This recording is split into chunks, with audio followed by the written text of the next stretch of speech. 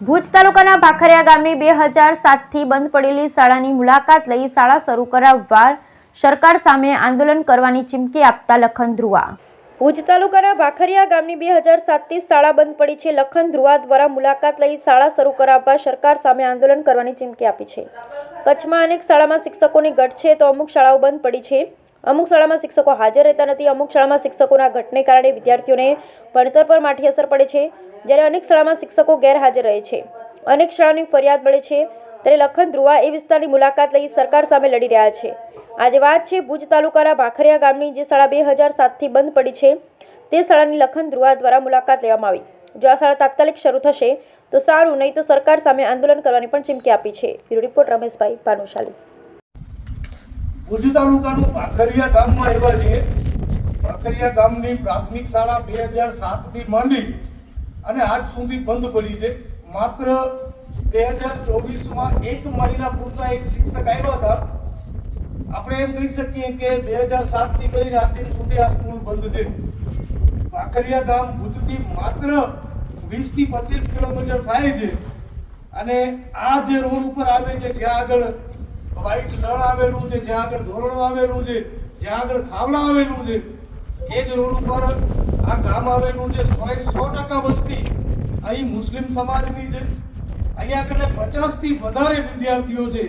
છતાંય પણ આ ભૂંડ ભાજપની સરકાર આ મુસ્લિમ ગામ હોવાના કારણે વોટ મુસ્લિમોને જોઈએ છે, વોટ અન્ય સમાજના પણ જોઈએ છે, પણ કામ કરવા નથી. એક શિક્ષક આપવામાં પણ ખરેખર તો અહીંયા આગળ 4 શિક્ષક હોવા જોઈએ, એક પણ શિક્ષક નથી. આજે 2007થી આ સ્કૂલ બંધ પડી છે. મેં 2 દિવસ પહેલા પેપરમાં આવ્યું ત્યારે વાંચ્યું અને આજે આ ગામની મુલાકાત લીધી છે. શિક્ષણ મંત્રી ને મારું એટલું કહેવું છે કે કચ્છમાંથી તમને ખનીજ જોઈએ છે, કચ્છમાંથી તમને બેન્ટોનાઇટ જોઈએ છે, કચ્છમાંથી તમારા ભૂંડ ભાજપના નેતાઓ જોઈએ છે.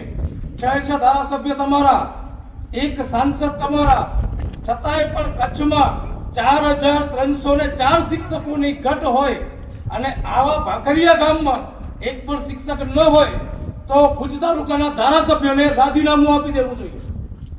ભુજ તાલુકાના ધારાસભ્ય વોટની ભીખ માંગવા માટે આવે છે, પણ એ નથી જોતા કે અહીંના બાળકોનું ભવિષ્ય ખતમ થઈ રહ્યું છે. હું ધન્યવાદ આપીશ અહીંના મૌલાનાને કે પઢાવે છે ને ભણાવે પણ છે, જે થકી બાળકો થોડુંક ભણી શકે છે. પણ ખરેખર જે એજ્યુકેશન જોઈએ એ એજ્યુકેશન તો ટેટ પાસ કરેલા, પીટીસી પાસ કરેલા શિક્ષકો જ આપી શકશે.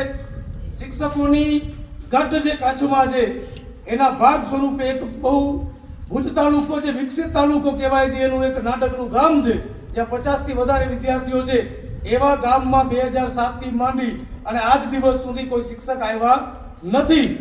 આ ધારાસભ્યોને ખુલ્લી ચેલેન્જ છે કે તમે હવે એપ્રિલ મહિનામાં પરીક્ષા આવશે તો પરીક્ષા લેવા માટે આ બાળકો કોને પરીક્ષા આપશે? કઈ રીતે પરીક્ષા તમે લેશો આ બાળકોની? ખરેખર તમને જો જરાય પણ શરમ હોય ધારાસભ્યને, કચ્છના સાંસદને, તો એક વખત આ ગામની મુલાકાત લ્યો અને તાત્કાલિક ધોરણે આ ગામની સ્કૂલ ચાલુ કરાવો. અન્યથા આ ગામના તમામ લોકોને સાથે રાખી અને જે તમારો ખાવડાવાળો હાઈવે મોદી સાહેબે જે બનાવ્યો છે ને એ હાઈવે બંધ કરશું. કારણ કે શિક્ષણ માટે જે પણ જરૂરી છે એ તમામે તમામ વસ્તુ કરવા માટે અમે તૈયાર છીએ. માટે મહેરબાની કરી અને આ ગામમાં ધ્યાન આપો અને આવા તમામે તમામ ગામડાઓમાં અહીંના શિક્ષક નથી છોડી દો, અહીંના સ્કૂલની હાલત તો જુઓ. જાળવા ઉગી આવ્યા છે, ટાઇલ્સના ઠેકાણા નથી. અહીંયા આગળ સ્કૂલે નવી બનવી જોઈએ અને શિક્ષકો પણ અહીંયા આગળ કમસે કમ 4 શિક્ષકો અહીંયા આગળ આવવા જોઈએ.